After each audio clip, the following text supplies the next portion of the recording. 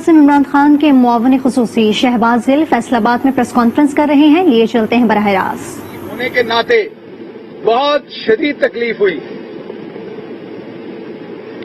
اور سب سے زیادہ تکلیف اس بات کی ہوئی کہ مولوی فضل الرحمان صاحب نے وہ دن چنے جب پوری قوم اپنے شہداء کی ستائش کرتی ہے، اس پہ فخر کرتی ہے، اپنے بچوں کو سونے سے پہلے ان کی بہادری کی کہانیاں سناتی ہے۔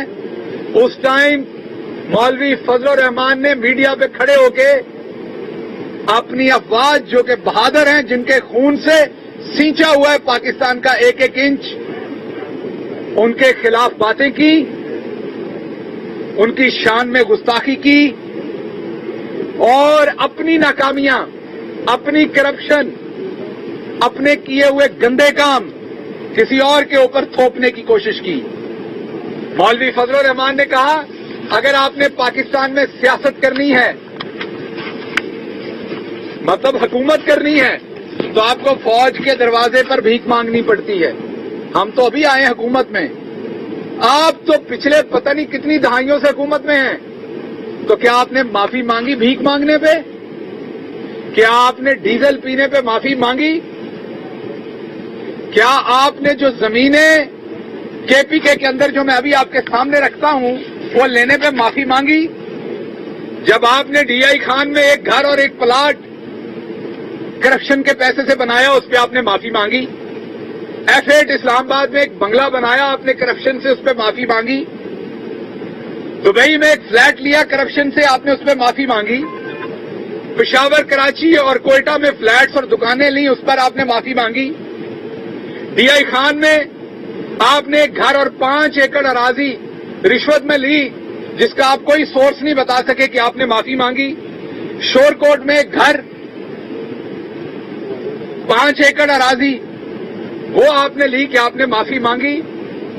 چک شہزاد اسلام آباد میں 3 ارب سے زیادہ مالیت کی آپ نے، خرد برد سے جائیداد بنائی، کیا آپ نے معافی مانگی؟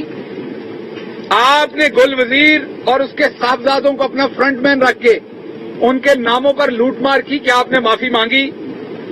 بے نظیر بھٹو صاحبہ شہید کی حکومت میں آپ نے 1993 اور 96 کے درمیان میں ڈیزل کی اسمگلنگ کی، ڈیزل پیا، کیا آپ نے معافی مانگی؟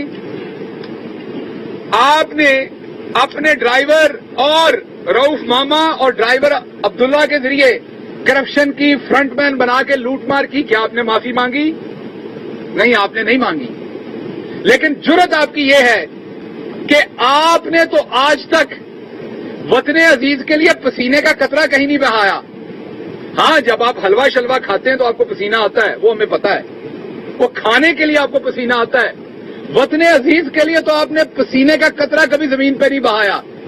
اور آپ کی یہ جرت کہ آپ وطن عزیز کے لیے خون دینے والوں کے لیے ستمبر کے مہینے میں اس طرح کی مغلظات فرماتے ہیں،